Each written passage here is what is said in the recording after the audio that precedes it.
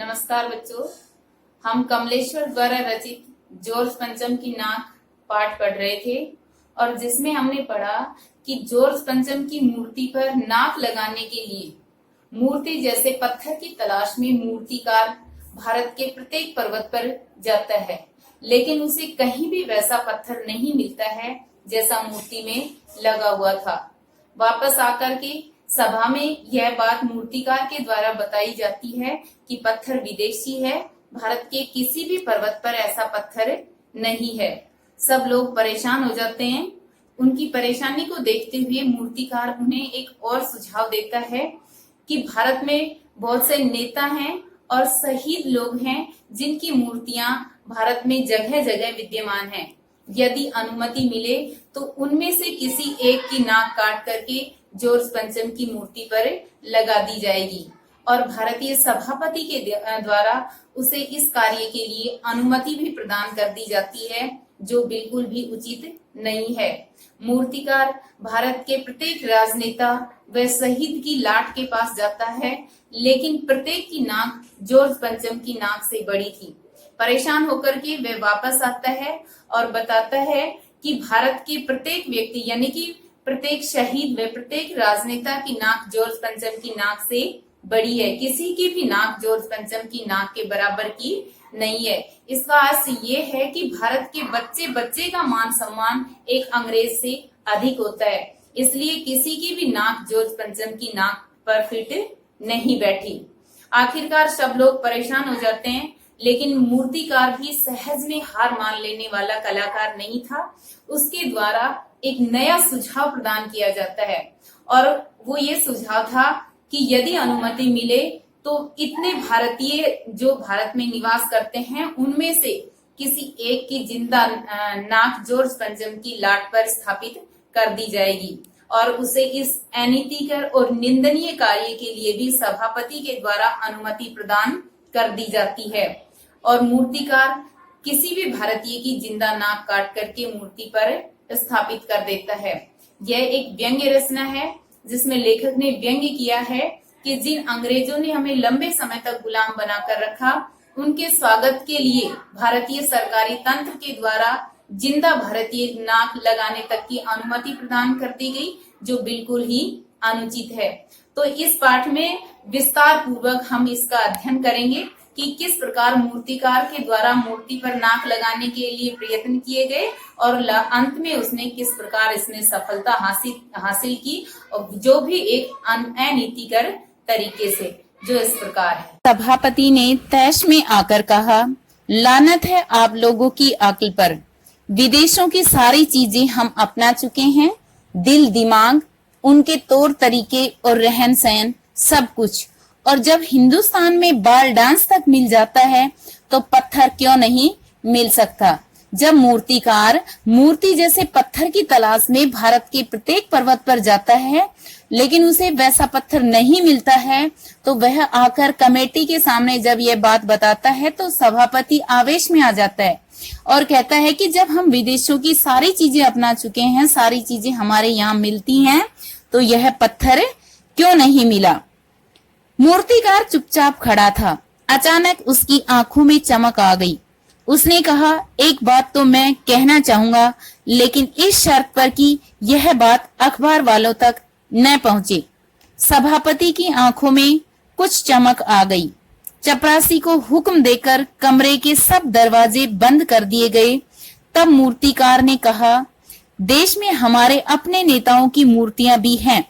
अगर इजाजत हो और आप लोग उचित समझें तो मेरा मतलब है जिसकी नाक इस मूर्ति पर ठीक बैठे उसे उतार लाया जाए।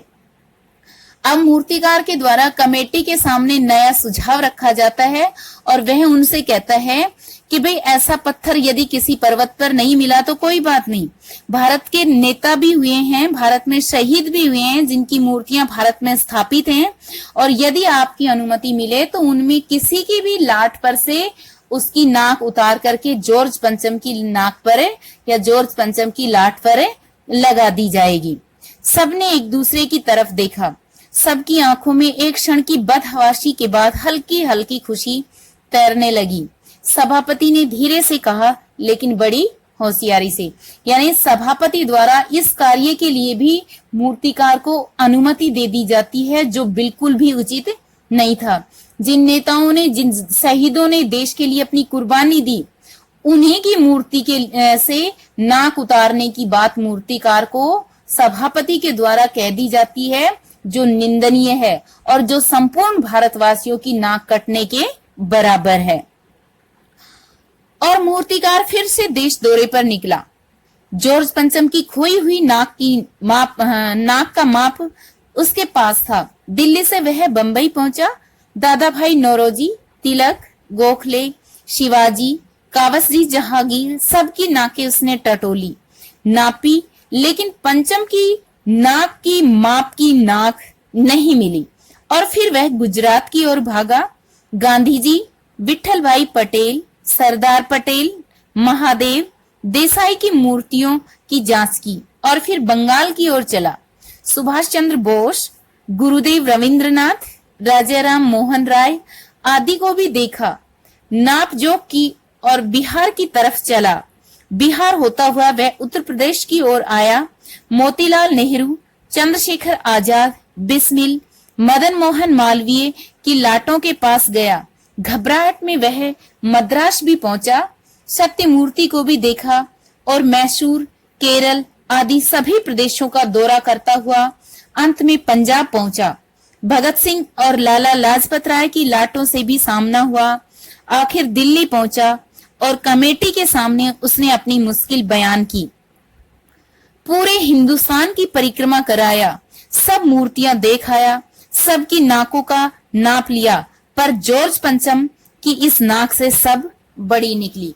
अब जो मूर्तिकार था वो भारत के नेताओं और भारत के शहीदों की मूर्तियों के पास जाता है और उन मूर्तियों में वह जॉर्ज पंचम की नाक का नाप ढूंढता है, लेकिन भारत के किसी भी नेता व शहीद की नाक जॉर्ज पंचम की नाक के बराबर नहीं थी। सबकी नाक जॉर्ज पंचम की नाक से बड़ी थी। इसका आस ये है कि भारत के प्रत्येक नेता व शहीद का सम्मान जॉर्ज पंचम से अधिक था और उनका सम्मान अधिक होने के कारण किसी की भी नाक जॉर्ज पंचम की नाक के बराबर नहीं थी। जॉर्ज पंचम की लाट पर फिट बैठने लायक नाक किसी की भी नहीं थी। सुनकर सब निराश हो गए और झुंझलाने लगी। मूर्तिकार ने उन्हें ढांढस बंधाते हुए आगे कहा, यानी कि मूर्तिकार जब सब पर्वतों पर देख आता है, वैसा पत्थर नहीं मिलता है तो वह शहीदों की लाटों से नाक उतारने की बात कहता है, और जब वहां भी उसे सफलता नहीं मिलती है तो यहाँ भी वह हार नहीं मानता। वह नया सुझाव और देता है। और क्या सुझाव रखता है सुनकर सुना है कि बिहार सेक्रेटरिएट के सामने सन 42 में शहीद होने वाले बच्चों की मूर्तियां स्थापित की गई हैं। शायद बच्चों की नाक ही जॉर्ज पंचम की लाट पर फिट बैठ जाए। यह सोचकर वहां भी पहुंचा। उन बच्चों की नाकें भी इससे कहीं बड़ी बैठती। अब बताइए मैं क्या करूं। अब मूर्तिकार के द्वारा सन 1942 में शहीद होने वाले बच्चों की लाटों के पास पहुंचा जाता है, लेकिन उन बच्चों की नाक भी जॉर्ज पंचम की नाक से बड़ी थी। इसका आस ये है कि भारत के बच्चे का मान सम्मान भी जॉर्ज पंचम के मान सम्मान से अधिक है। इसलिए किसी की भी जो नाक थी वो जॉर्ज पंचम की नाक के बराबर नहीं थी। अब मूर्तिकार हैरान होकर के वापस दिल्ली पहुंचता है और वह क्या सुझाव रखता है। राजधानी में सब तैयारियां हो चुकी थी। जॉर्ज पंचम की मूर्ति को मल मल कर नहलाया गया था, रोगन लगाया गया था, सब कुछ ठीक हो चुका था, सिर्फ नाक नहीं थी। बात फिर बड़े हुक्कामों तक जा पहुंची। बड़ी खलबली मची। अगर जॉर्ज पंचम की नाक न लग पाई तो फिर महारानी का स्वागत करने का मतलब यह तो अपनी खुद की नाक कटाने वाली बात हुई। यानी कि सभा में इस बात के लिए खलबली मच जाती है कि भाई जॉर्ज पंचम की लाट की जो नाक है या जॉर्ज पंचम की जो नाक है उसके बराबर की नाक भारत में नहीं मिल पा रही है, ना वैसा पत्थर मिला है और ना उसके बराबर की नाक मिली है। तो सब लोग सोचते हैं या भारतीय सरकारी तंत्र के द्वारा इस बात को सोचा जाता है कि यदि जॉर्ज पंचम की लाट पर नाक न लगी तो ये तो रानी के स्वागत की बजाय उसका अपमान हुआ और इसमें यानी कि हम सब की नाक कटने वाली बात हुई। लेकिन मूर्तिकार तो केवल पैसे से लाचार था, यानी हार मान लेने वाला कलाकार नहीं था। एक हैरत अंगेज ख्याल उसके दिमाग में कौंधा और उसने अपनी पहली शर्त दोहराई। जिस कमरे में कमेटी बैठी थी उसके सभी दरवाजे बंद हुए और फिर मूर्तिकार ने अपनी नई योजना पेश की।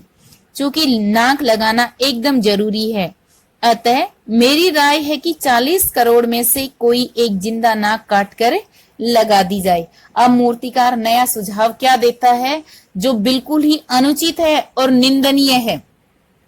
एक अंग्रेज जिसने भारत को लंबे समय तक गुलाम बनाकर रखा, जिन अंग्रेजों ने भारत पर लंबे समय तक अपना शासन किया, भारत का हर प्रकार से शोषण किया, उन्हीं अंग्रेजों के स्वागत में वे अपने खुद की यानी भारतीयों की जिंदा नाक काटकर उस मूर्ति पर लगाने का सुझाव देता है और सभा में इसके लिए उसे अनुमति भी मिल जाती है, जो बिल्कुल अमानवीय कृत्य है, बहुत ही निंदनीय है। सभा इस बात के साथ ही सभा में सन्नाटा छा गया। कुछ मिनटों की खामोशी के बाद सभापति ने सबकी तरफ देखा। सबको परेशान देखकर मूर्तिकार थोड़ा अचकचाया और धीमे स्वर में बोला, आप लोग घबराते क्यों हैं? यह काम मेरे ऊपर छोड़ दीजिए। नाक चुनना मेरा काम है, आपकी तो सिर्फ इजाजत चाहिए। कानाफूसी हुई और मूर्तिकार को इजाजत मिल गई। यानी सभापति मूर्तिकार को भारतीय की जिंदा नाक काटकर जॉर्ज पंचम की लाट पर लगाने की अनुमति प्रदान कर देते हैं। अखबारों में सिर्फ इतना ही छपा कि नाक का मसला हल हो गया है और राजपथ पर इंडिया गेट के पास वाली जॉर्ज पंचम की मूर्ति पर नाक लग रही है। नाक लगने से पहले फिर हथियारबंद पहरेदारों को तैनात किया गया। मूर्ति के आसपास का तालाब सुखाकर साफ कर दिया गया। उसकी रवाब निकाली गई और उसमें ताजा पानी डाला गया ताकि जो जिंदा नाक लगाई जाने वाली थी वह सूखने न पाए। इस बात की भनक तक जनता को नहीं थी। किस बात की भनक जनता को नहीं थी? इस बात की भनक जनता को नहीं थी कि जॉर्ज पंचम की लाट पर जिंदा नाक लगाई जाएगी। मूर्तिकार खुद अपने बताए हल से परेशान था। जिंदा नाक लाने के लिए उसने कमेटी वालों से कुछ और मदद मांगी, वह भी उसे दे दी गई, लेकिन इस खास हिदायत के साथ कि उस खास दिन तक हर हालत में नाक लग जानी चाहिए। अब मूर्तिकार जिंदा भारतीय की नाक की तलाश में निकल पड़ता है और इसके लिए वह कमेटी से कुछ सहायता भी मांगता है, तो उसे वह सहायता भी मिल जाती है। और वह दिन भी आया, जॉर्ज पंचम के नाक लग गई। सब अखबारों ने खबरें छापी कि जॉर्ज पंचम के जिंदा नाक लगाई गई है, यानी ऐसी नाक जो कतई पत्थर की लगती ही नहीं है। लेकिन उस दिन अखबारों में एक बात ध्यान देने योग्य थी। उस दिन देश में कहीं भी किसी उद्घाटन की खबर नहीं थी। किसी ने कहीं कोई फीता नहीं काटा था, कोई भी सार्वजनिक सभा नहीं हुई थी, कहीं भी किसी का अभिनंदन नहीं हुआ था और न ही कोई मानपत्र भेंट करने की नौबत आई थी। किसी स्टेशन या हवाई अड्डे पर कोई स्वागत समारोह नहीं हुआ था। किसी भी नेता का ताजा चित्र नहीं छपा था। सब अखबार खाली पड़े थे। पता नहीं ऐसा क्यों हुआ था। नाक तो सिर्फ एक चाहिए थी और वह भी केवल बुत के लिए। बुत का मतलब होता है मूर्ति। यानी जिस दिन जॉर्ज पंचम की लाट पर जिंदा भारतीय की नाक लगाई गई, उस दिन सब के सब अखबार खाली पड़े थे। कहीं किसी भी बात को नहीं छापा गया था, न किसी का कहीं अभिनंदन हुआ था, न किसी को मानपत्र भेंट करने की नौबत आई थी, न कोई स्वागत समारोह की खबर थी और न ही किसी नेता का ताजा चित्र छपा था। सबके सब अखबार खाली पड़े थे। क्यों खाली पड़े थे? क्योंकि सभी जो अखबार थे वो शोक संतप्त थे। कोई भी अखबार इस अमानवीय कृत्य को कोई भी अखबार इस अमानवीय कृत्य को उचित नहीं मानता था। इसे सभी ने निंदनीय माना, इसलिए सब के सब अखबार खाली थे। क्योंकि एक अंग्रेज के लिए जिन अंग्रेजों ने भारत को लंबे समय तक गुलाम बनाकर रखा, उनके स्वागत के लिए एक जिंदा भारतीय की नाक काटना संपूर्ण भारतीयों की नाक कटने के बराबर था। इसलिए सब अखबार खाली पड़े थे, सब अखबार शोक संतप्त थे।